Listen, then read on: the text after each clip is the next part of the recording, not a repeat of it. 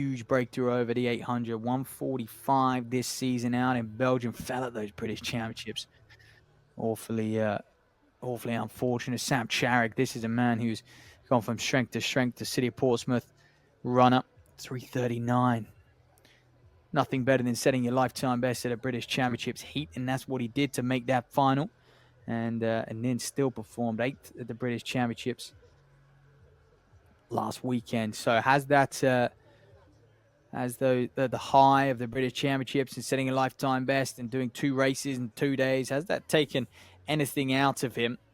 Will he be quite as sharp and dialed in and, of course, motivated and hungry to really perform here? It takes a lot for these athletes. There he is. That's the man I'm talking about, Charig, in those City of Portsmouth colours. And, yeah, he was first at that Loughborough George Gandy mile as well earlier on in the year. Max Wharton, familiar face at these BMC 1500 Grand Prix, isn't he? Sal Harris, Manchester. He won that A race in Sports City. He's won that a couple of times, you know. It's almost his title, is it? And 129, George Cootie, 6th at that A race at Watford and studies out in Charleston University. He's another man who made that British Champs final. Baldwin Magnuson. There's Joe Tuffin as well. 124, Alex Riley, and under 20 from Brighton and Hove. And I couldn't see Crauken. So Crauken will not line up. I saw he did race out in Karlstad in Sweden during the week. 147, 148. He ran over 800 there. Came in behind Kramer in that one. So, yeah, opting for an 800 abroad. Then a 1500 A race. But there's prize money up for these gentlemen. We've seen it. 500 euros for the win, 300 for second, 200 for third. Plenty for these men to get after. Look at James Gormley then on the outside. He'll pace it. We don't see enough for Gormley for me. You know, he's a phenomenal talent. I know he's got a pretty full-time job, so he's a man who sort of only wants to race when he's in shape. I understand that, but yeah, more than capable of sort of turning up to these Grand Prix and winning them. But he's going to do a good job here pacing. I have no doubt about that. Can he get them to a K? So away we go then. This men's 1500-meter race, and a man that I didn't mention too much, Tyler Billiard. He's your British University champion, indoor and out. He's dominated that scene over the last sort of 6 months or so.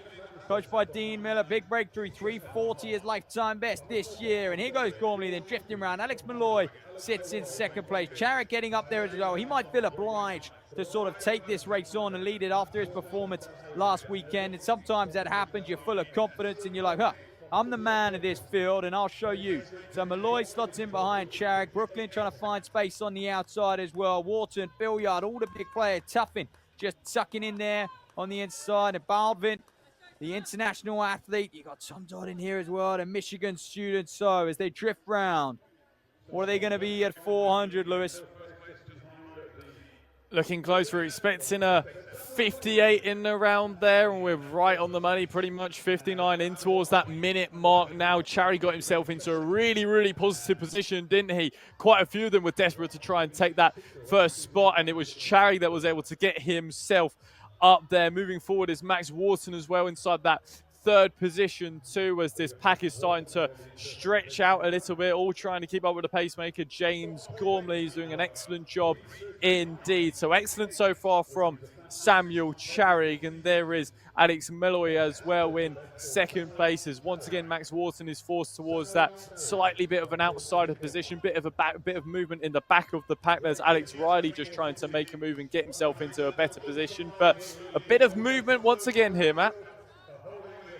Yeah, it is indeed. And Gormley just checking his shoulder there, and then they're not going with him. They're a little bit reluctant. Like I said, there's going to be a few tired legs in this field from last weekend at the British Championships. And Charik's won. You know, he's got to the front, but at the crucial point in this race, when you really want to get things moving, he hasn't opted for it. Saying that, still through in 158. That's enough for these men to kick off. And boy, can they all kick.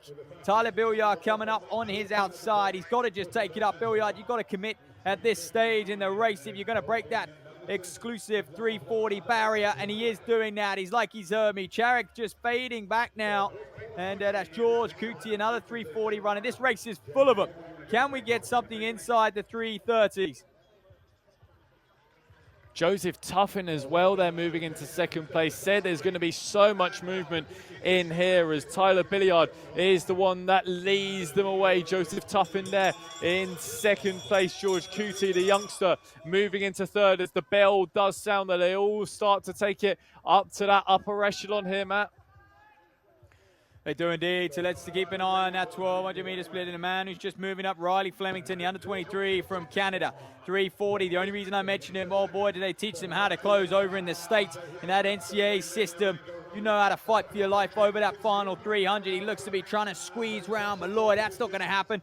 That door's shut by the looks of it. Brooklyn just fading back a little bit. Baldwin as well. Tyler Billiard. Look at this thing. George Cootie taking the race on. Here is Cootie, the Harrogate man, studies out of Charleston University, 12th. Those British champs here. But as I say, that Tuffin comes back. He's had some great results on this track throughout 2024 over 5,000 and the longer distances. But he's going to stick it to the Bucks champion Billiard here. And Tuffin goes clear here at the Birmingham Grand Prix in this A race. 341, 341.53. So just outside that barrier, but a big win for Tuffin. And good to see him just pull clear of his arch rivals and training partners, no doubt. Max Warden, unfortunately, just coming through there. And this is the difference. At this stage in the season, just a slight bit of fatigue and not just physical, but mental fatigue. It really just takes the edge off. But showing no signs of that is Tuffin. The rest of the field may be, but he's not. Absolutely not. Fabulous display there from Joe Tuffin. And that just goes to show the quality that was on display there. Tyler Billiard coming home in second place. Your Bucks indoor and outdoor champion. George Cootie in third. He just turned it up a notch there, didn't he? Just moving forward out on towards that right-hand side did Joseph Tuffin. Tyler Billiard as well, once again, on that right-hand side. Alex Riley, I thought just for a moment, was going to try and sneak in towards that top three, just slightly faded towards the end. George Coote able to hold on towards that third place, but fabulous display by Joseph Tuffin. Had a little look over his right shoulder, saw he was in the clear, and he takes that one home. I tell you what, there's too much going on in the race to mention at the time. But yeah, you're right. It was Riley who was closing hard. And 3:42.37, his lifetime best. He's so close to that World Junior qualifying marker, 3:42.0. And did he get it? He's just missed out once again. That is so unfortunate. Tough in there, 41.48. Billiard, Cootsy, those guys running very well. And you can see Charik, fading. And that's the difference, isn't it? You know, you compete last week, you get everything out of yourself at the British Championships, and tough decision. I mean, bold decision to come here and try and back it up in Birmingham. But yeah, perhaps just needs a little bit of a break.